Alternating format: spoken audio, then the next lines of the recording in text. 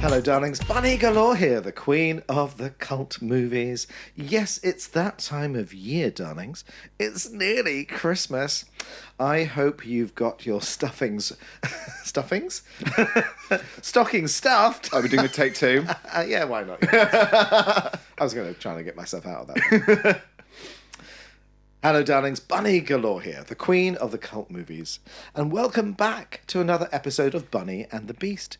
It is that time of year, darlings. Oh, yes. Ho, ho, ho. What? I'm not talking about the Beast. It's the one and only James Colbrick. Hello, darling. Hello, darling. Are your stockings filled to the brim? They are, overflowing, I think, at the moment. Are your chestnuts on an open fire? Chance to be a fine thing. There's a cream for that. Oh, yeah, exactly. Well, you get to a certain age and you have to stock up. My bathroom now looks like a small department store of boots. Absolutely. And 'tis the season of Christmas, so that's why you're wearing all black. She's mourning something. Exactly. Mourning my career. Or you're going to be mourning my eventual 20s. Yes, so we're tobogganing towards after Christmas, but before New Year, isn't it? What? I want to say the 28th. Ooh, one more. 29th. 29. Well, that's even more annoying, because it's right. It's for you, as in it date-wise, because it's so. My mother's birthday is on the 31st of December, so I don't know growing up if she particularly.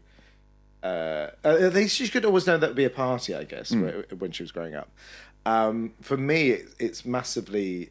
Because it's all about me. Massive distraction. What was that you said in the last episode about me being self-involved? I'm a drag queen. That kind of goes with it. And you're an only child. And an only child. So, duh. Duh, you'd have had to share anything in your life. Oh my god, I'm a princess. Yeah. Anyway, You're more like the pauper than the prince. Yeah, exactly. Yeah, I'm the budget own brand version of Barbie. There you go. If that's a metaphor for it in itself, isn't it? Scunthorpe really? Stacey. Exactly. So it's quite close to New Year's, so that makes it trickier to try and get people together, I guess. But we're not there yet. We're not at your birthday yet. No, we've got another really important date in the diary beforehand. Anyway, your opening night eventually. Yes. Just kidding. Yes. Yes. So we've got Christmas. Yes. That's what. Yes, that's very true, because when this goes out, I'll be in rehearsals for the first pantomime back after the pandemic. I didn't think it was going to happen last year, and it did, so it was a bit like... How long has it been since you did a panto? 2019. Oh, wow. So it's a while. Yeah. I did do about 25 years, though, up to that point. Yeah. So I think I did need a rest. Oh, I didn't do it 2018 as well. I'd kind of fallen out with the genre, to be fair. Because it's one of those things, I think in the mid-90s, I'd kind of gone into and found that it's this weird little alternative reality where it's like this very much its own universe. And I became very well known in that universe very quickly and very successful at it, which is always, a compliment. But then I and I was in a business partnership with somebody else at the time. Bitch grin. Bitch grin. Yeah. Well, smiling on the outside. And I realised, pretty quickly that it wasn't my dream. It was their dream. Okay. And I was a bit like, I'm trapped in this now. Yeah. And I don't want to... Nothing worse than feeling trapped. Yeah, exactly. And I'm kind of there... But we were very, very successful. And I have no regrets, because I got to... One, the money was nice. Two, I got to meet people I would never have met. I'd sort of... people that changed, literally have become part of my life. Still are part of my life. All come from doing those big commercial shows. Shout out to Gok Wan. Yeah, yeah. And on all levels. Leslie Joseph, Brian Connolly, Shane Ritchie... all these incredible top of their game artists who I would watch from the wings and go, oh, I wish I had just a tiny bit of that, what they have in their little finger in my entire body. I think when you do something like panto, you really learn from everyone that you kind of meet. Oh my gosh. Because I did a couple of pantos in my performing career. Oh, I didn't realise you had... Right, have you done them? Yes, right, okay. I've done two. As a dancer? It was on always ensemble cover. I was always cover dame. That's not what I, because there's something about pantomime casting that is literally like, it's like commedia dell'arte, mask theatre. Archetype. Archetypes. You're boiled down. So listeners, if you think of it as like, if someone's like the heroine or the hero or the old rich man or the comedy, servant in Shakespeare or something like that, that's what pantomime is. Yeah. It's those archetypes. And that's what I found really hard, because once I realised I wanted to move away from what I was doing, nobody else seemed to buy the idea. Yeah. Because you've found your niche. And, Yeah. And you think, and even if you became mega famous, you'd still become that niche because that's your casting. Yeah. It's not to do with, it's the strangest thing. So, so obviously, Dame isn't the character I would ever say that you were. No. Because you're not a character actor. Because you're 8 foot tall, you're handsome, you're funny. Stop. Sometimes intentionally. Wait, you think I'm comedy? You think I'm comedic? Yeah. You have a few one-liners. Could I be a comic? No. Comic relief. Yeah, comedy actor, as in an actor, not a comic. Comics are very different things. Yes, they're always a headache to work with in panto. Yes. Almost as much as dames are. Oh, monstrous. And I say that because I know what working with the dames like. I work with one every week. Exactly. Monstrous, and I'm the nice one. You're the nicest dame I've ever worked with. Oh my god, the rest of them are terrifying. Some are lovely, obviously, but yeah. But the couple of pantos that I did, so the first one I did, which actually now, with retrospect and hindsight, I was in Aladdin, which we should never do. If you can't cast it. Yeah, it's funny how that's suddenly become. I mean, I don't mind Aladdin, but who knows? Don't we all, darling? Let's get to that time of year we're allowed to make these jokes now. In, out, shake 'em all about. Exactly. Like a revolving door. Kidding, obviously. But that's when we did the classic. What is it? When a lead Aladdin was played by a woman. Oh, so the Rachel, yeah. So there's an actual term for it. I don't need to. Principal boy. Principal boy. Yeah, we had the traditional principal boy, which is very old school now. Yes, that went in the 90s. Really, that kind of really disappeared. I think my last one was in 2002. I had a principal boy. Oh, that I can remember. Yeah, it's very like Mary Martin as Peter Pan. Yeah. Well, it comes from, for those of listeners that I doubt anybody doesn't know this, but.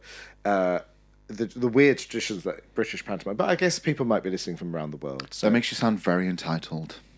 What, I'm living in England? No, that everyone should know this. Outside of the UK, I don't think it's that well known. No, we don't. They don't know the pantos. No, I think so. Just in case you don't know, it's a fairy tale stage play that is also mixed with, if you use an American term, vaudeville. English term would be music hall, so it's kind of like a comedic thing that breaks the fourth wall. It has restoration comedy in there as well as Shakespearean kind of touches. So it's like you're by restoration, I mean restoration has it's a 17th century form of theatre where they talk to the audience, so they break the fourth wall. They kind of, rather than just talking to themselves like you would do in a normal TV acting scene, they will turn and address camera, or in this case the audience.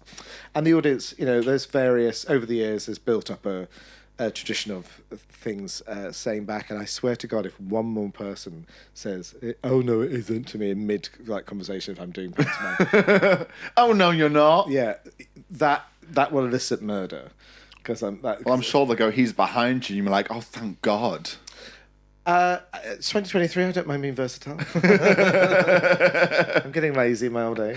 Why not? I must train something. It's like maybe that's a New Year's resolution. I never make New Year's resolutions, ever. Oh. Isn't that strange? I think because I've just. Neither do I, because I can never stick to them. Well, I think it's mainly because I've probably done 97 shows by New Year's Eve, so the last thing on my mind is to like. When I haven't done pantomime the last few years, suddenly, particularly last year, where me and a friend weren't doing pantomime, so we were suddenly went, Dumpty Dumpty Dum. What are you actually supposed to? Are you supposed to talk to your family? What are you supposed to do between Christmas and New Year? Yeah. It was quite surprising suddenly to go, oh, without any structure, and I think that's why I'm doing it again this year, because I thought, why one structure. Owen kind of talked me into this as well by going, like, come on, you need to go back to it. I was like, okay. Because once you get out of that strange alternative universe, you kind of go, what was I thinking? It's nice not to cry on New Year's Eve because you're bleeding from the eyes from exhaustion.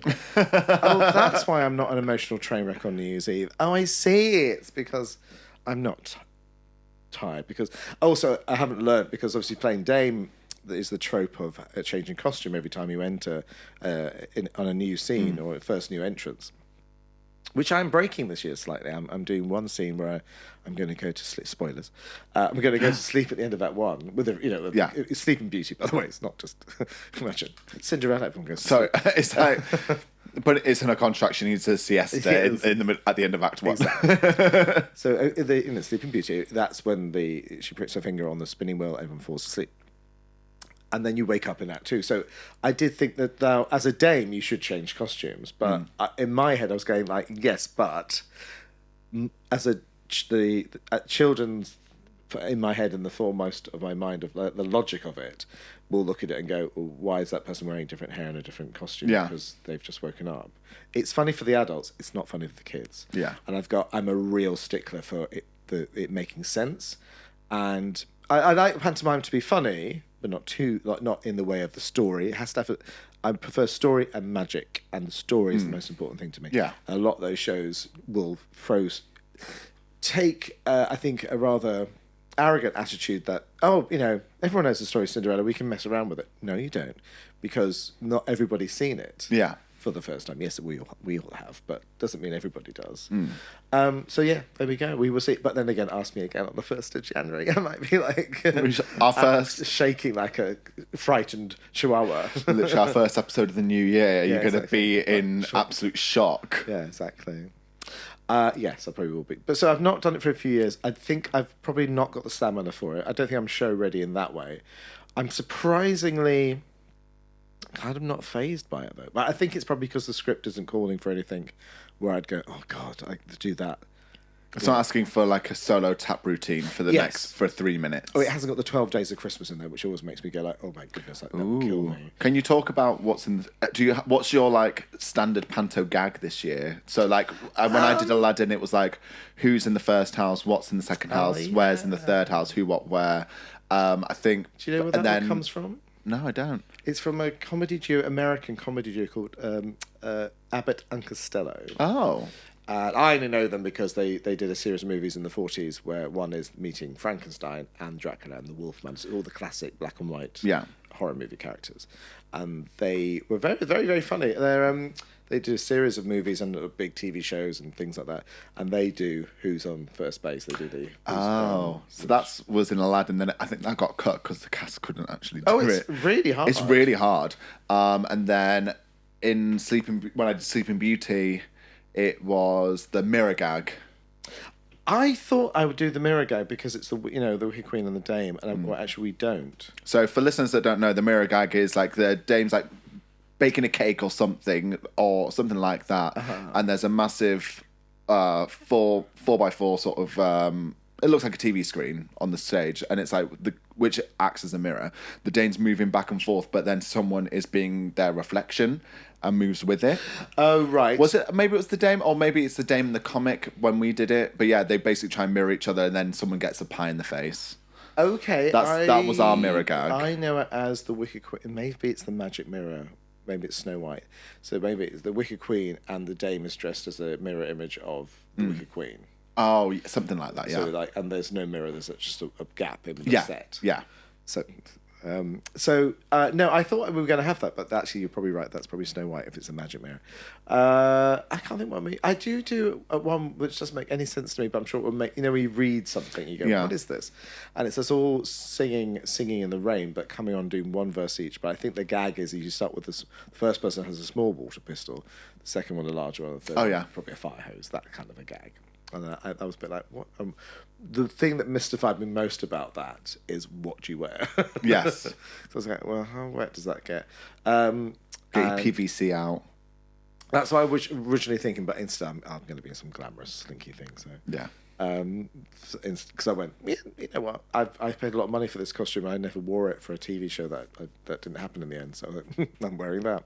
Also, do panto dames all bring their wardrobe? Is their wardrobe that is paid for by them, made for them? If you're a control freak, yes. Yeah. And you are. Yeah. It kind of, I think in the 90s, with Danny LaRue, this started it, and then John Inman in the 70s and 80s, to change that the new way. I say they're new. I mean, it's like now 30 years ago.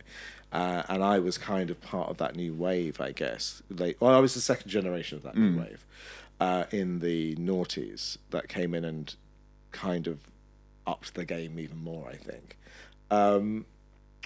The trouble is, if you can use the production's costumes, but you just don't know what you're going to end up in. Is it kind of like we'll throw you don't know what you're getting, so you get. Also, it's not designed to you.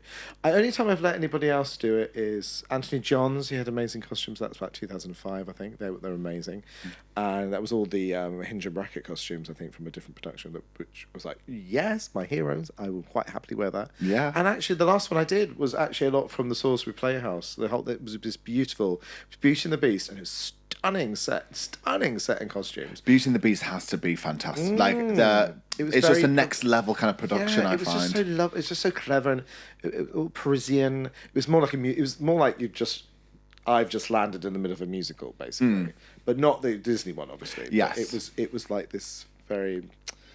And that's why I love that production. And I went, because it reminded me of what I saw as a kid, because I didn't really see the big commercial 90s musical, because I wasn't a kid in the 90s. I was already a grown-up at that point. Well, I'm grown up now, but... No, you were a boy in a man's body. Yeah, exactly. I was, but I was out in the world. I wasn't... Well, it didn't really exist, but I would see some of the ones at Chichester or Leatherhead, like the clever, arty ones. And that's what that was. It was kind of like somewhere between a commercial show and a clever, arty... one. So I was like, this is accidentally what I've been searching for all my career. Just the once. But it happened one time. Just one time. But it really, really went, oh, that's what I've been trying to find for ages. Like, it's like me being in a musical version of it. It's the strangest thing. But an organic musical, not it was like, oh, this is really lovely. This one is kind of a medium one, kind of not a big commercial one, which I thought that would be exhausting to go back to straight away. You need to ease yourself into it. Yes, it's very much me putting my toe back in the water. Yeah, and for panto, it is a full-on, for listeners that haven't performed in pantomime, it's a mammoth schedule. Like 3 shows a day. Your days off are Christmas, New Year, and that's every Monday or something like that. It is a mammoth schedule. It's exhausting. Yeah, it really but to go back to the machine that would be Crossroads, which is like Crossroads, like Evolution or something like that, where their price point, you get paid very well to do them because they have the reputation and they own most of the theatres over the country. But yeah, and it's a bigger house because I think you can only sell the tickets that are gonna make the money. That's in the room. It's a full-on machine. Like it is. It said it takes a village to raise me. It takes a full-on country to get a Crossroads pantomime up and going. Oh my word! I've done some of the biggest in the UK in the last 20 years, and they were great fun, but they were exhausting. I realised the other thing, which only just really occurred to me, because when I left that, I went to Horsham. I did one in Ipswich where I was the director as well, which is not a great idea to direct and be in it. At the Regent? Yes. Yeah. Again, big house, but quite small backstage. I think it's an old cinema, so it's a bit more like a music venue. It's quite small backstage. And then Exeter I noticed that also what exhausting is the cities. So if you're playing Birmingham, it was like being, not in a war zone, but it was like, it was exhausting because it was like living on Oxford Street for about 3 months of my life. Yeah. We were there. We were there for. Well, Birmingham literally starts at when does it start? It starts at the end of November, and then it goes on until about September the next year. It does, yeah. It goes on forever. Yes, that one every venue has its own tradition, or every town has its own tradition. Birmingham starts late and Plymouth starts late, so it's like the 18th of December because they've probably had the ballet on before that or something. Yes, a lot of them do have Christmas stuff, Christmas ballets going on beforehand. Yeah, But then it will go on till the end of like January, February time. imagine seeing 12 Days of Christmas in January. Oh, I have. I have, yeah. And 12 Days of Christmas is the song, but it's with, I'm sure you've seen it. Yes. With different props. In pantomime, they have different props and for each day, and they start throwing them around and start. It gets absolute chaos, and becomes an absolute ice rink. It's hilarious. Hilarious. They did it in Dick Whittington last year in Birmingham, actually. Yeah. So it's very entertaining. I did it in. I'm still recovering from 2008. Leslie Joseph and Matt Slack, me and David. Matt Slack's great. And we were just like, we were just like props in that scene because we'd also were dressed with like wardrobes on us, so it's kind of we can't run around like. I still haven't learnt the lesson of just standing there in one costume for the entire show. I would love to play fairy where you just, fairy godmother or something where you just have one costume for the entire show. You don't have to change 97 times, but I never learn. Yeah, Never learn. But I like the applause. Or like you say, archetypes. Yes, exactly. I mean, you are a fairy, but maybe not in panto.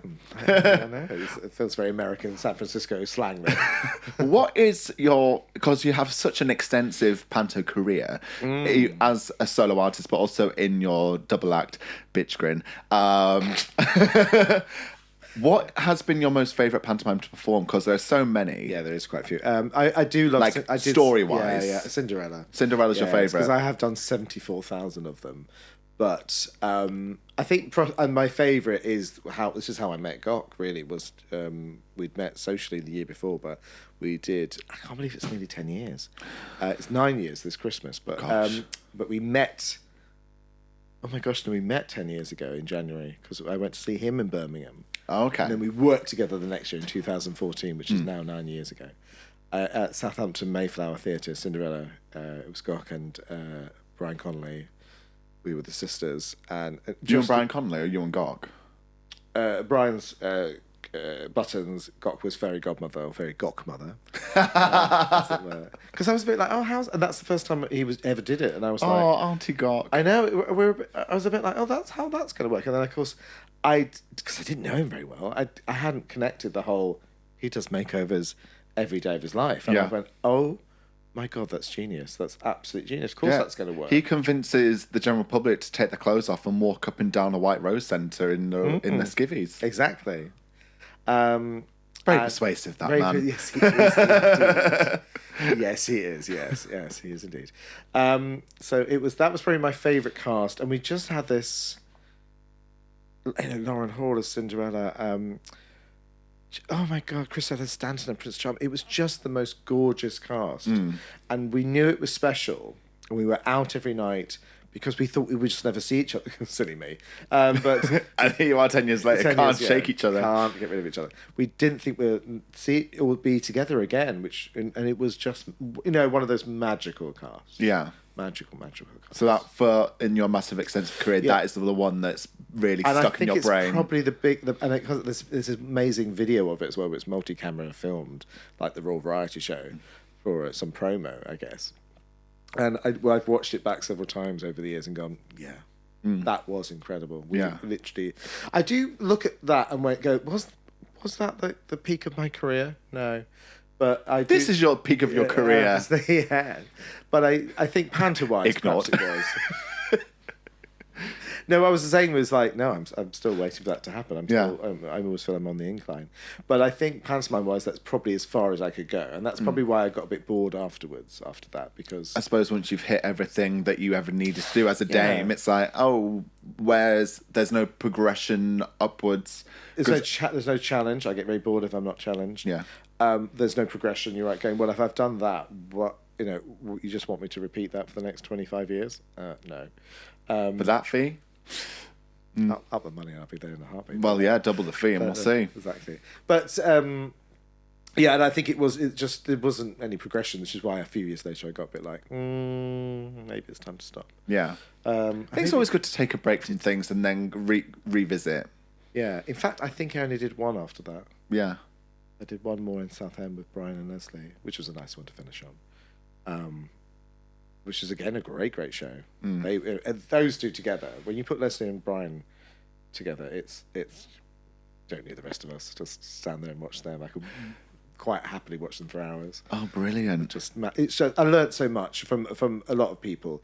That's the joy of the joy of doing pantomime, as well as it's exhausting, is you get to work with people from different genres. You're working with musical theatre people, but you're also working with dancers straight out of college. Just excited to be on stage for the first time. You're working with TV personalities that can also touch wood. I've always worked with people that can do everything. Yeah. So they're talented. It's not just for the sake of it. Yeah. You haven't been with someone that is just there because they're famous. Exactly. I'm trying to think of a good example of that. Katie Price would be an example of that. She's doing panto this year. She's doing it again. She's doing it in Newcastle, but she's doing I think she's doing the adult panto in Newcastle. No, I think it's a normal pantomime. I thought it was No, I think it's normal. I thought it was an adult panto like Dick in My Whittington or something like that. No, I think it just looks like it's an adult. It isn't. Well, we're also traumatized from her singing A Whole New World. Yeah, exactly, yeah. Now, I do like Katie Price for many things, not live on stage in a musical theatre world. As we all know, the nipples are the eyes of the face. Yeah, exactly. I want to see Bimini in pantomime. I want to see she'd be amazing. I don't know what as, but I was still paid to see it. But aside from the world of panto at Christmas time, it is, to the general public, it is Christmas.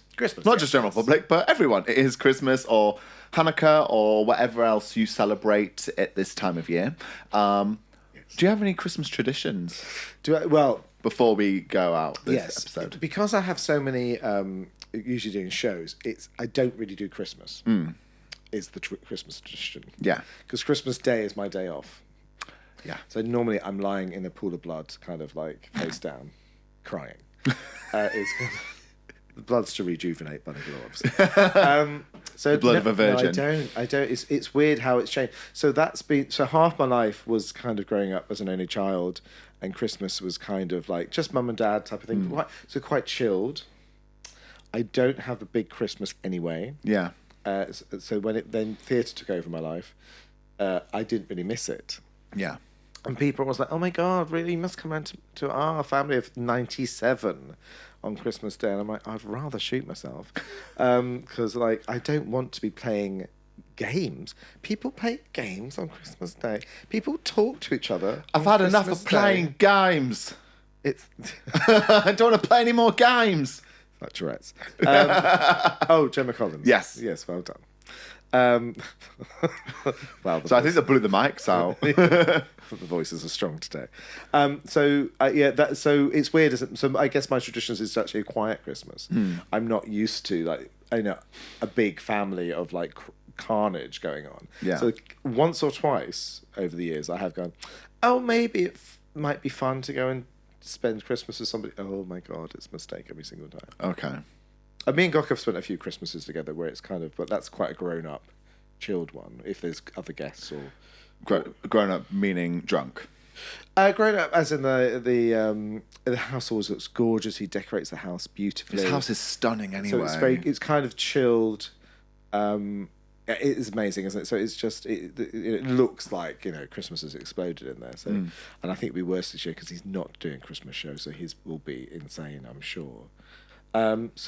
But you, I guess, would have a bigger Christmas. You'd have a more crazy Christmas. Sometimes, when we were younger, my family would always alternate because my parents are. Well, I'm one of 4 kids.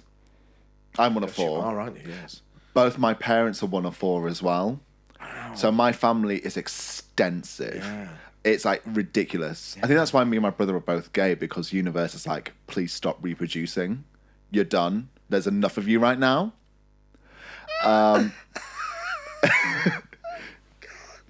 Very true though. So we'd always alternate being Christmas Day would be my mum's side, and then New Year's would be my dad's side. This when all the kids were younger and before we had friends. I'm still looking. And we'd alternate each year.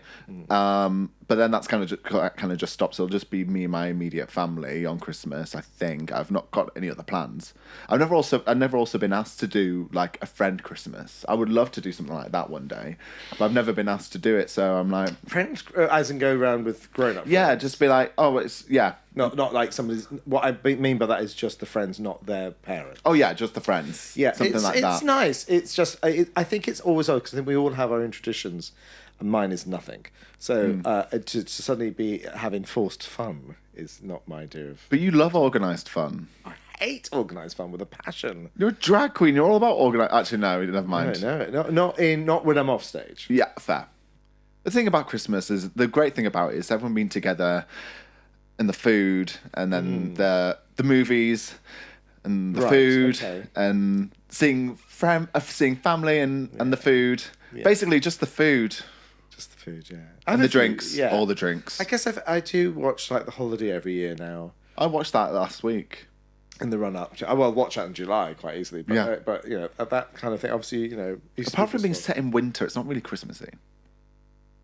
They don't really do. Or maybe they exchange presents at some point. Do they exchange presents? Yeah, it is over Christmas. It is set over Christmas. Yeah. And then it ends at New Year's Eve, doesn't it? Yes, it does. Yeah. So it actually happens quite quickly, doesn't it? When I think about it, it feels like it goes on for months, that storyline, but it's all the space of a week or 2 weeks. It probably is, isn't it? It's only it's over the Christmas period, isn't it? I don't think you see Christmas Day as such, though. That's probably why. Yeah, I don't remember that. I think you see the party season, but not the actual Christmas Day itself. Yes, because I think that would probably anchor it a little bit too much in Christmas. But it is very Christmassy. It's a good film. Yeah, it's one of my favourites. Yeah.